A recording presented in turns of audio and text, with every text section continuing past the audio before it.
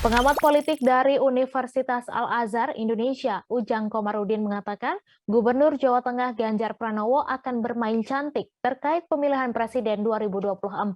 Hal itu disampaikan Ujang Komarudin merespons pernyataan Ketua Umum PDIP Megawati Soekarno Putri yang mengancam akan memecat kader PDIP yang bermain dua kaki menuju Pilpres 2024. Ujang mengatakan mestinya Ganjar harus mengerem tindak tanduknya menyikapi peringatan Megawati tersebut.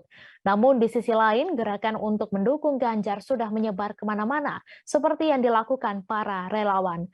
Terkait hal tersebut, Ujang menegaskan, biarkan peringatan itu diselesaikan antara Megawati dan Ganjar agar dapat saling menghormati.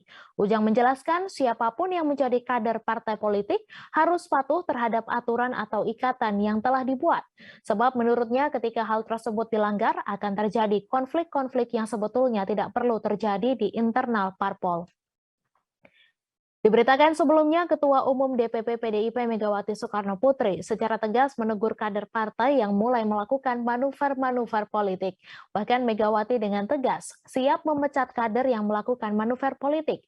Mulanya dalam sambutan Rakernas 2 PDIP di Sekolah Partai Lenteng Agung, Jakarta pada Selasa 21 Juni, Megawati menyebut banyak pihak yang mulai memutarbalikkan soal politik di PDIP.